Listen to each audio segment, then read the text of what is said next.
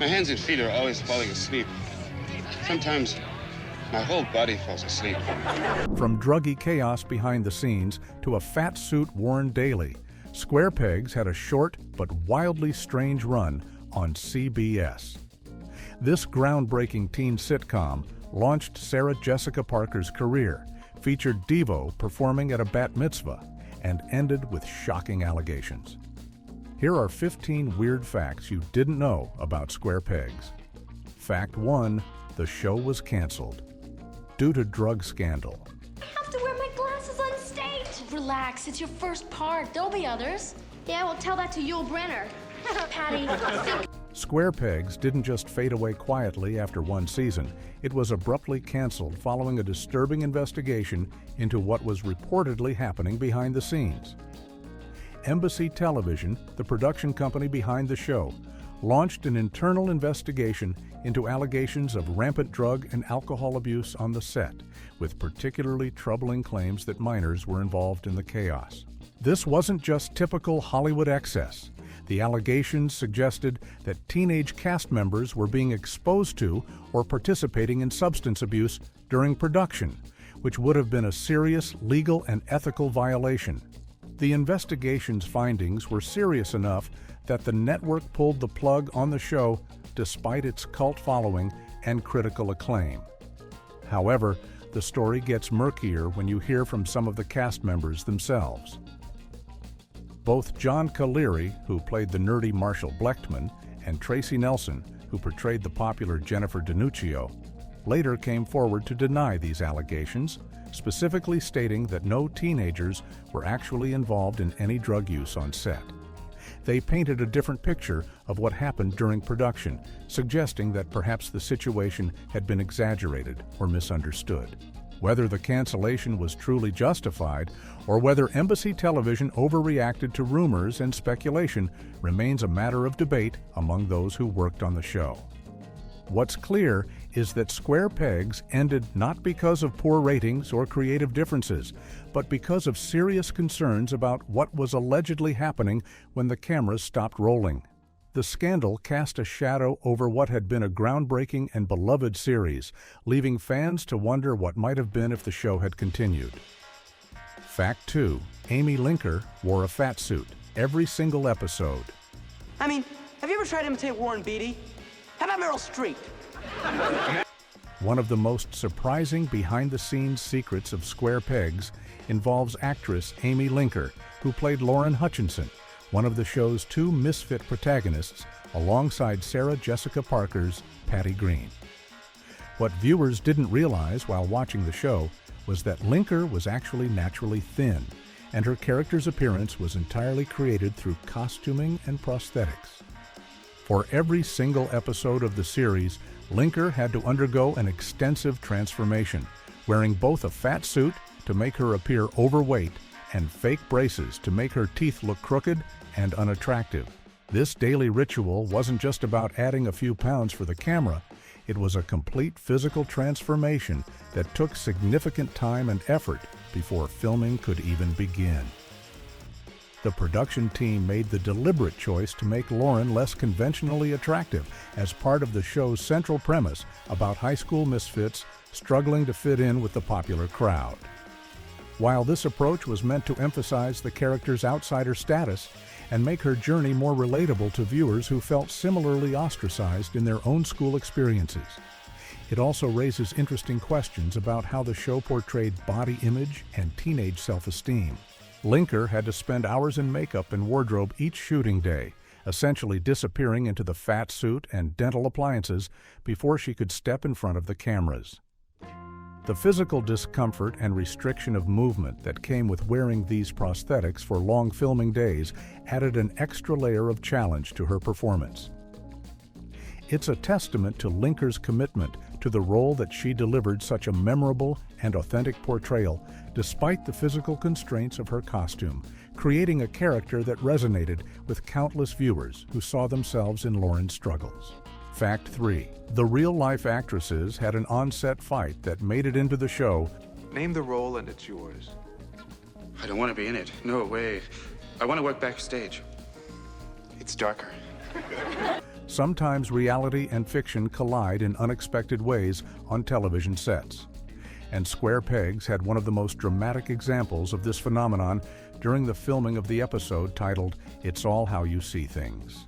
Sarah Jessica Parker and Amy Linker, who played best friends Patty Green and Lauren Hutchinson, were actually in the middle of a real-life argument when they filmed a scene that was supposed to show their characters having a conflict.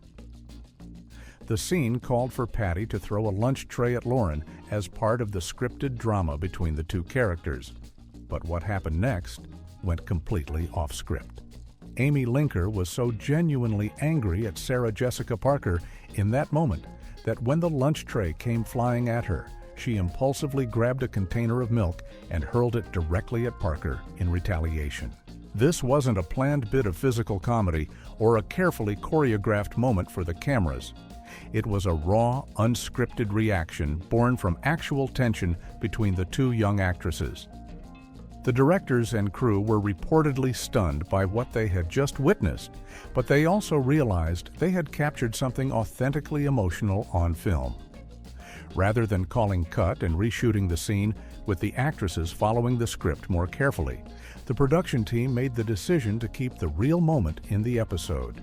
This meant that audiences watching at home were actually seeing genuine conflict play out between the two leads, even if they had no idea that what they were watching was real anger rather than acting. The incident reveals just how intense things could get on the Square Peg set, where young actors were dealing with the normal pressures of teenage emotions while also trying to maintain professional relationships under the scrutiny of cameras and crew members. Fact 4. Johnny/actor died of AIDS at 29. When I'm 30, this'll be a martini. Don't look at me that way. I once had a doctor who warned me about dieting under stress.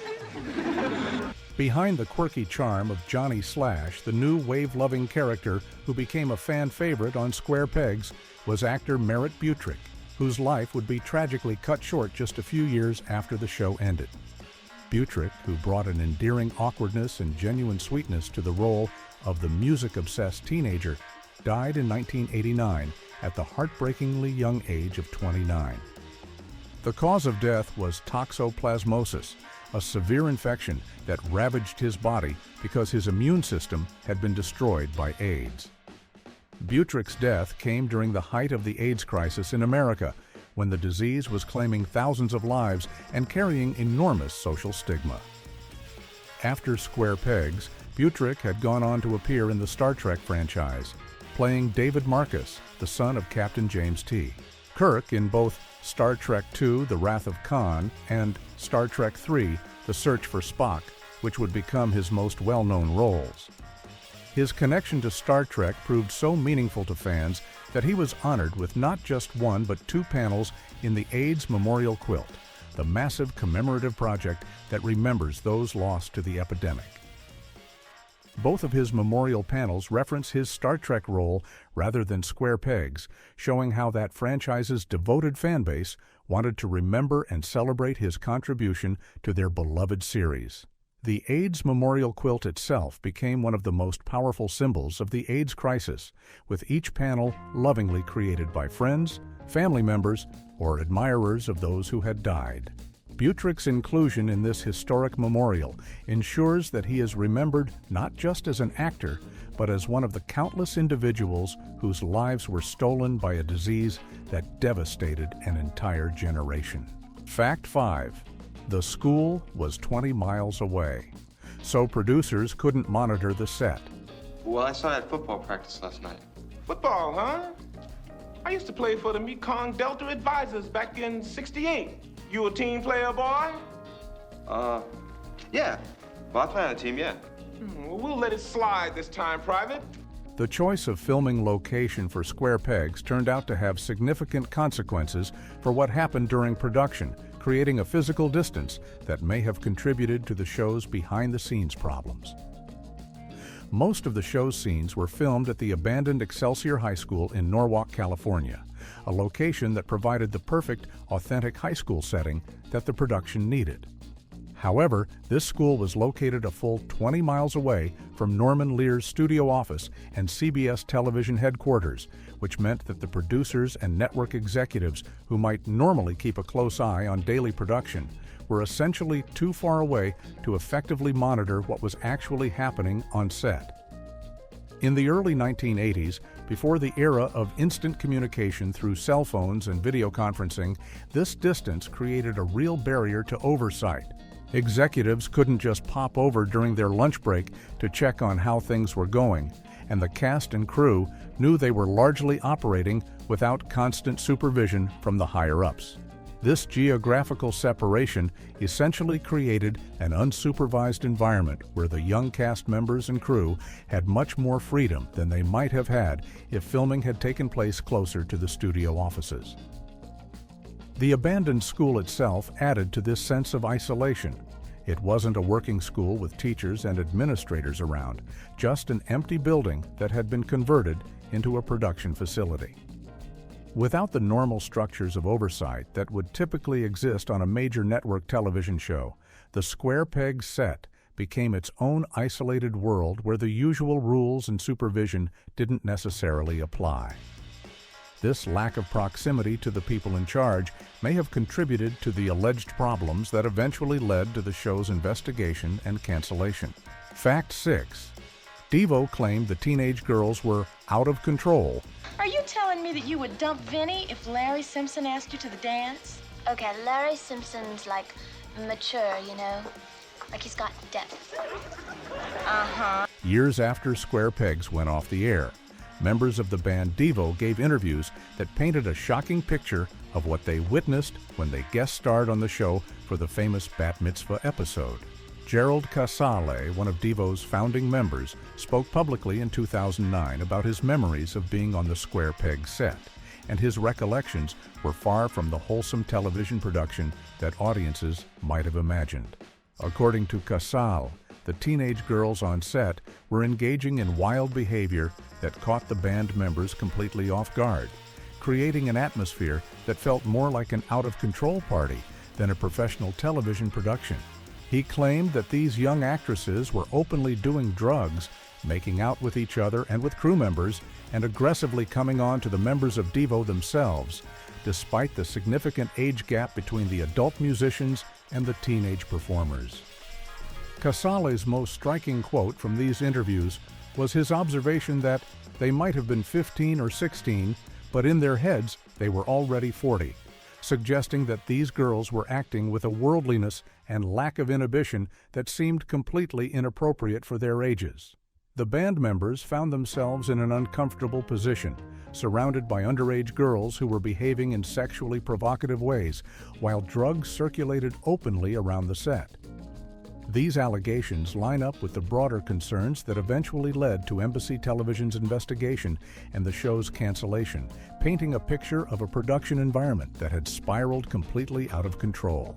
Whether Casale's memories are entirely accurate or perhaps colored by the passage of time remains an open question, but his willingness to go on record with such specific and troubling details suggests that something genuinely disturbing was happening during that Devo episode. Fact 7. Sarah Jessica Parker earned up to $6,000 per week as a teenager. Why does he keep calling us that? I don't know. Maybe he doesn't know we're girls. He must be doing something wrong. Long before Sarah Jessica Parker became a global superstar, earning millions per episode for Sex and the City, she was making what was considered extraordinary money for a teenage actress in the early 1980s. At just 17 years old, Parker was pulling in between $4,000 and $6,000 per week during the production of Square Pegs, with the understanding that she would be working on a full 26-episode season. To put this in perspective, the median household income in America in 1982 was around $23,000 for an entire year, which means Parker was potentially earning more in a single month than many American families made in 12 months. For a teenager, this level of compensation was virtually unheard of outside of the very top tier of child stars who had already achieved major success in film or television. Parker wasn't coming into Square Pegs as an established movie star or the lead of a previous hit show. She was a talented young actress getting her first major television role. Yet the producers valued her contribution highly enough to pay her a salary that reflected genuine star potential. This substantial paycheck also came with all the responsibilities and pressures of being one of the show's two leads, carrying much of the dramatic and comedic weight of each episode while still navigating her own teenage years. The money Parker earned from Square Pegs gave her financial security at a remarkably young age and presumably helped support her continued training and development as an actress. While the show only lasted one season, meaning Parker's total earnings were less than they might have been if Square Pegs had continued for multiple years, she still walked away from the experience with both significant compensation and the professional credibility that would help launch her toward future success. Fact 8. Bill Murray completely took over. One episode. I mean, you're trying to make me sell out, and I don't sell out. Johnny, you're not selling out. You're buying in. When Bill Murray agreed to guest star on Square Pegs, the producers probably thought they were getting a fun celebrity cameo that would boost ratings and add some comedy credibility to their young show. What they got instead was something much stranger and more overwhelming, an episode where Murray's presence became so dominant that the show's regular characters and storylines were almost completely overshadowed. Murray appeared as Mr. McNulty, a substitute teacher who arrives at Wemawee High School, and his performance was so aggressively improvisational and commanding that critics later described it as one weird freakin' episode that felt more like watching The Bill Murray Show than an actual episode of Square Pegs. This wasn't Murray simply stealing scenes or getting the best lines. It was a complete takeover where his character's bizarre antics became the entire focus of the episode, pushing Sarah Jessica Parker, Amy Linker, and the rest of the regular cast into the background. Murray was at the height of his early fame at this point, having already become a Saturday Night Live star and appeared in Caddyshack and Stripes, and he brought that same anarchic, unpredictable energy to what was supposed to be a relatively straightforward sitcom about high school misfits. The episode became less about Patty and Lauren's struggles to fit in and more about whatever weird tangent Murray decided to take his character on, with the regular cast essentially becoming supporting players in Murray's one-man show. For viewers tuning in expecting the usual Square Pegs experience, the Murray episode must have been jarring and confusing, as the show's normal tone and focus were completely disrupted by his overwhelming presence. While the episode likely succeeded in attracting attention and ratings due to Murray's star power, it also demonstrated the risks of bringing in a comedian known for dominating whatever project he's part of. Fact 9. It had a groundbreaking all-female writer's room. You know, you two should take a cue from your comrade Spunk. Muffy, American children have classmates. Russian children have comrades. At a time when television writers' rooms were overwhelmingly dominated by men, Square Pegs creator Ann Beatts made a deliberate and revolutionary decision to staff her show primarily with female writers, creating one of the most gender-balanced creative teams in television history up to that point. Bates, who had previously been one of the few women writing for Saturday Night Live during its early years, understood firsthand how different the creative process could be when women were actually in the room helping to shape the stories and characters. She intentionally built a writer's room that included all women except for one man, Andy Borowitz, who would later go on to create The Fresh Prince of Bel-Air and become a well-known satirist.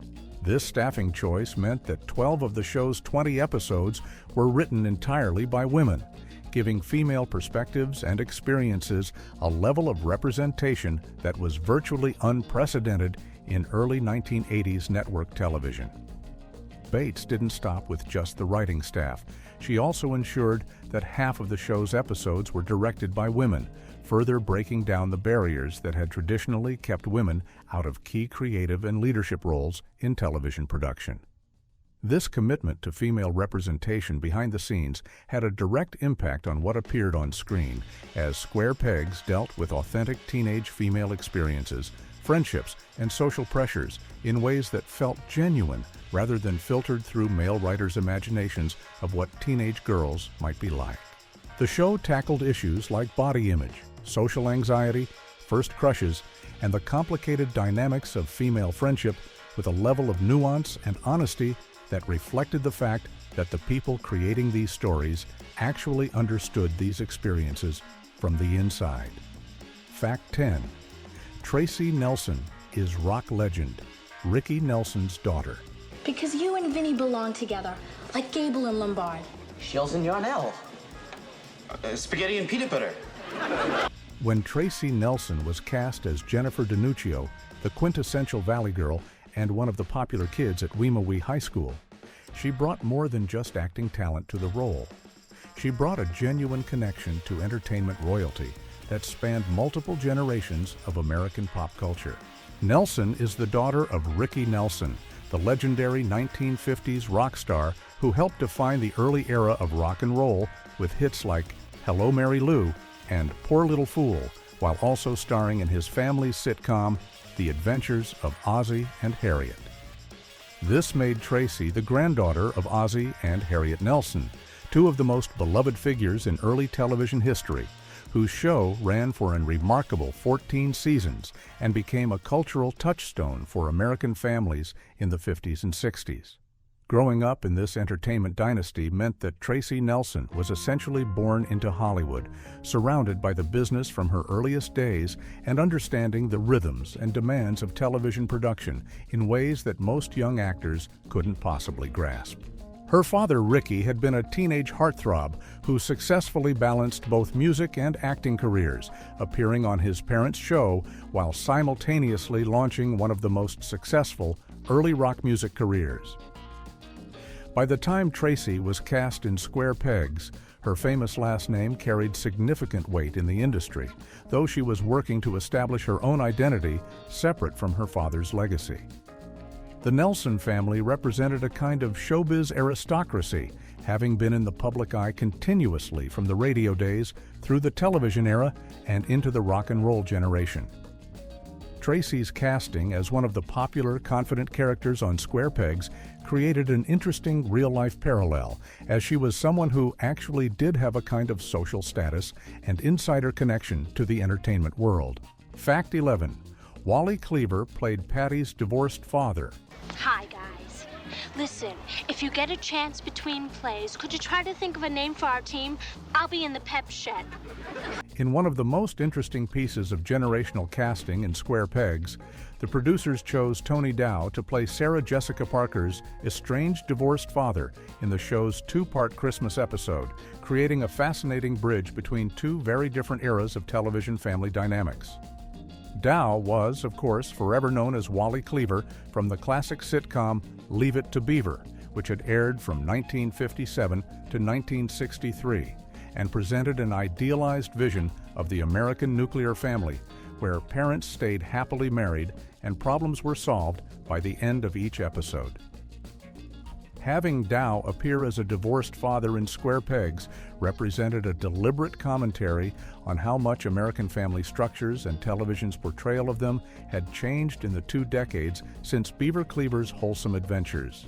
The Cleaver family of Dow's youth was intact, stable, and represented the supposed perfection of post-war American domesticity. While Square Pegs was airing during the early 1980s, when divorce rates had soared and single-parent households had become increasingly common in American society. Dow's presence in this role would have been immediately recognizable to parents and older viewers watching Square Pegs with their children, creating a kind of nostalgic connection, while also highlighting how different this new generation of television families looked compared to the idealized version Dow had been part of as a child actor. The 2-part Christmas episode format gave Dow substantial screen time to develop the character of Patty's father, showing the complicated emotional terrain of a teenager navigating the holidays with divorced parents. This casting choice added layers of meaning that enriched the storytelling, allowing the show to comment on changing American family structures while also giving audiences the pleasure of seeing a beloved figure from television history in a very different kind of role. Fact 12. Father Guido Sarducci performed a Pac-Man exorcism. John Travolta, Sylvester Stallone, and the Fonz rolled into slightly less than one. Square Pegs, captured the absolute peak of early 1980s culture in one of its most memorably bizarre episodes, which featured Saturday Night Live's famous character Father Guido Sarducci performing what can only be described as an exorcism to cure a Pac-Man addiction. The episode focused on Marshall Blechtman, the nerdy character played by John Caleri, who becomes so obsessed with playing Pac-Man that it starts interfering with his life and relationships, reflecting the genuine arcade game craze that had swept across America in the early 80s. Pac-Man had become a massive cultural phenomenon by this point, with people pumping endless quarters into arcade machines and the game's characters becoming recognizable icons that appeared on lunchboxes, T-shirts, and even Saturday morning cartoons. The show's writers decided to tackle this contemporary obsession by having Marshall's friends stage an intervention of sorts, calling in the services of Father Guido Sarducci, the hilariously absurd character created and performed by comedian Don Novello, who appeared regularly on Saturday Night Live, wearing his trademark priest outfit, sunglasses, and cigarette. Sarducci's appearance on Square Pegs meant that this character performed a mock religious ritual to essentially drive the demons of Pac-Man addiction out of Marshall, combining religious satire with commentary on video game culture in a way that could only have happened in the early 1980s. The episode perfectly captured the moment when video games were transitioning from a niche hobby to a mainstream obsession that parents and educators were beginning to worry about.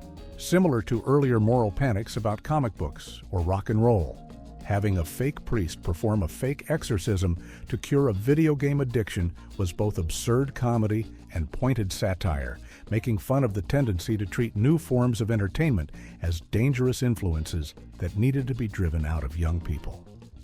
Fact 13. The Waitress's theme song had lyrics written by the creator. I really need your help. As chairperson of the freshman dance committee, it behooves me to recruit people who don't have anything better, who aren't too busy after school. The instantly recognizable theme song that opened every episode of Square Pegs was performed by the Waitresses, a quirky new wave band that perfectly captured the show's early 80s aesthetic with their angular guitar sounds and talk-singing vocal style. However, while the band performed the song and provided the musical arrangement, the actual lyrics that made the theme so memorable were written by someone who wasn't a member of the band at all. They were written by Ann Beats, the show's creator herself. This meant that the words viewers heard in those opening credits, which captured the show's themes of teenage outsiders trying to navigate high school social hierarchies, came directly from the mind of the person who had conceived the entire series. Bates had already proven her skill with words during her years writing for Saturday Night Live, where she had been responsible for some of the show's most memorable sketches and had developed a sharp observational comedy voice that translated well to the world of Square Pegs. By writing the theme song lyrics herself rather than leaving it entirely to the Waitresses, Bates ensured that the song would perfectly encapsulate what the show was about and set the right tone before a single scene had played.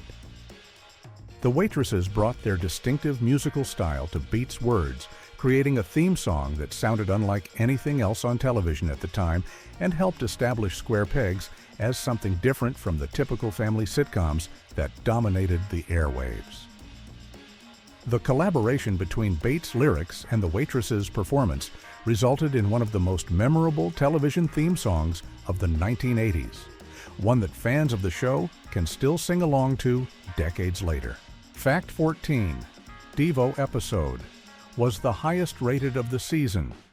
You can't just stand out on the street and make music. Why not? In life, as in golf, you need three things: determination, contacts, be sure you get into the right golf club, and... When Square Pegs decided to feature the new wave band Devo performing at Muffy Tepperman's bat mitzvah in what would become the show's most famous episode, the production team understood they had something special and went all out to make sure people knew about it. Music supervisor Stephen Elvis Smith dedicated an entire week to personally calling radio stations across the country, promoting the upcoming episode, and trying to generate buzz that would translate into viewers tuning in to watch Devo perform on a network sitcom.